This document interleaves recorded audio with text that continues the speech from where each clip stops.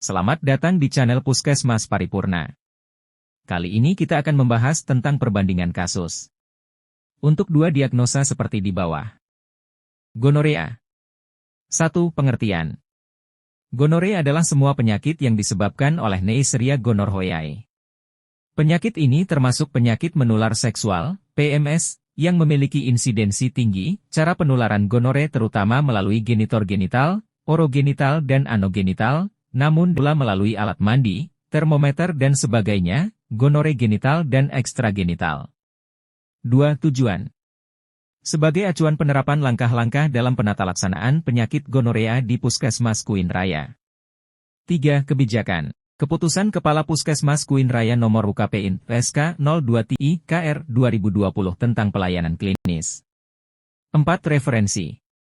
1. Juanda, A. Hamzah, M. Aisyah, S. 2007.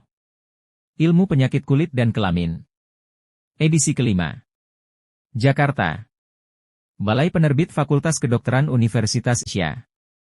2. James, W.D., Berger, T.G., Elston, DM 2000.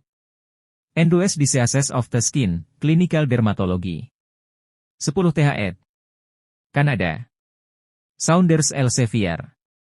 3. Perhimpunan Dokter Spesialis Kulit dan Kelamin 2011. Pedoman Pelayanan Medik. Jakarta. 5. Prosedur. Langkah-langkah. 1.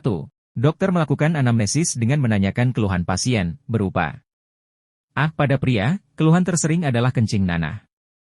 Gejala diawali oleh rasa panas dan gatal di distal uretra, disusul dengan disuria, polakisuria dan keluarnya nanah dari ujung uretra yang kadang disertai darah. Selain itu, terdapat perasaan nyeri saat terjadi ereksi. Gejala terjadi pada 2-7 hari setelah kontak seksual. B. Apabila terjadi prostatitis, keluhan disertai perasaan tidak enak di perineum dan supis, malaise, demam, nyeri kencing hingga hematuri, serta retensi urin, dan obstipasi. C. Pada wanita, gejala subjektif jarang ditemukan dan hampir tidak pernah didapati kelainan objektif. Wanita umumnya datang setelah terjadi komplikasi atau pada saat pemeriksaan antenatal atau keluarga berencana. KB. D. Keluhan yang sering menyebabkan wanita datang ke dokter adalah keluarnya cairan hijau kekuningan dari vagina, disertai dengan disuria, dan nyeri abdomen bawah. E. Keluhan selain di daerah genital yaitu, rasa terbakar di daerah anus, proktitis, mata merah pada neonatus dan dapat terjadi sistemik, endokarditis, meningitis, dan sebagainya pada gonore diseminata 1% dari kasus gonore. F. Adanya faktor risiko berupa 1. Berganti-ganti pasangan seksual. 2. Homoseksual dan pekerja seks komersial, PSK. 3. Wanita usia prapuberta menopause lebih rentan terkena gonore. 4. Bayi dengan ibu menderita gonore. 5. Hubungan seksual dengan penderita tanpa proteksi, kondom. 2. Dokter melakukan pemeriksaan fisik.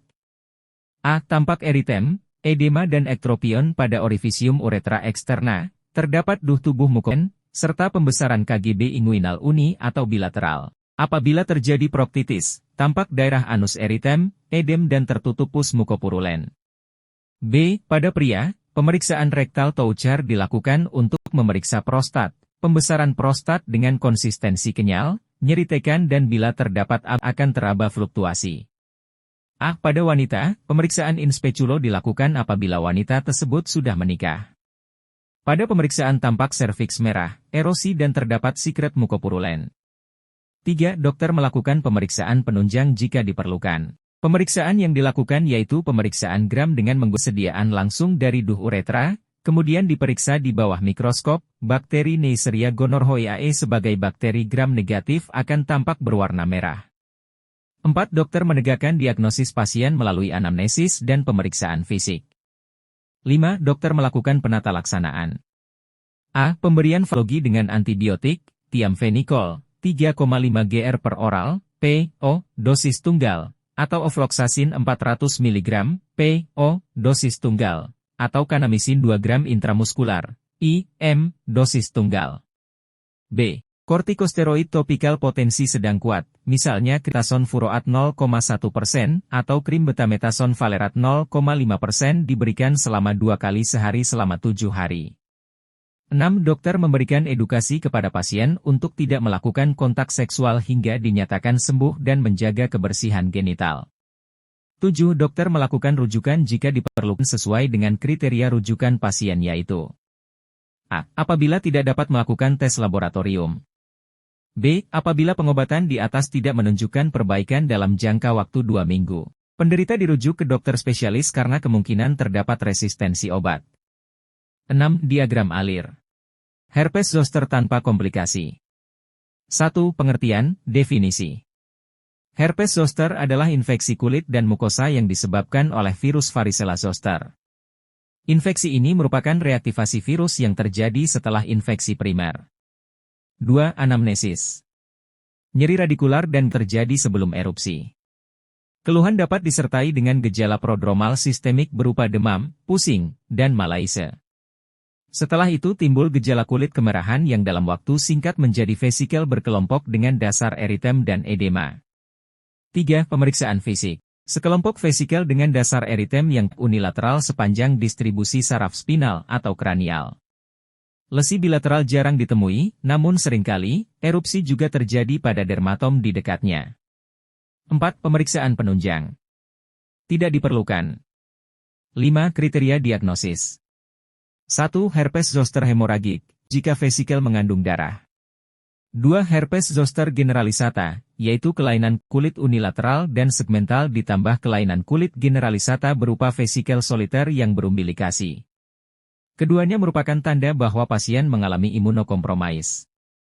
3. Herpes zoster ophthalmicus, yaitu cabang pertama nervus trigeminus sehingga menimbulkan kelainan pada mata, di samping itu juga cabang kedua dan ketiga menyebabkan kelainan kulit pada daerah persarafannya. 4. Herpes zoster abortif, yaitu penyakit yang hanya berlangsung dalam waktu singkat dan kelainan kulit hanya berupa beberapa vesikel dan eritem. Diagnosis kerja. Herpes zoster tanpa komplikasi. 7. Diagnosis banding. 1. Herpes simplex. 2. Dermatitis venenata. 3. Pada saat nyeri prodromal, diagnosis dapat menyerupai migrain, nyeri pleuritik, infark miokard, atau apendisitis. 8. Penata laksanaan. 1. Terapi suportif dilakukan dengan menghindari gesekan kulit yang mengakibatkan pecahnya vesikel, pemberian nutrisi TKTP, istirahat dan mencegah kontak dengan orang lain. 2. Gejala prodromal diatasi sesuai dengan indikasi. Aspirin dihindari oleh karena dapat menyebabkan IS sindrom. 3. Pengobatan topikal. Stadium vesikel, bedak salisil 2% atau bedak kocok kalamin agar vesikel tidak pecah. Apabila erosif, diberikan kompres terbuka. Apabila terjadi ulcerasi, dapat dipertimbangkan pemberian salep antibiotik.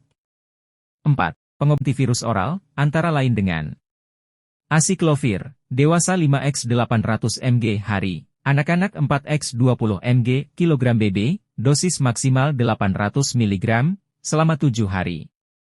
9. Edukasi. 1. Edukasi tentang perjalanan penyakit herpes zoster. 2. Edukasi bahwa lesi biasanya membaik dalam 2-3 minggu pada individu imunokompeten. 3. Edukasi mengenai seringnya komplikasi neuralgia pasca herpetik. 10. Kriteria rujukan. 1. Penyakit tidak sembuh pada Juli 10 hari setelah terapi.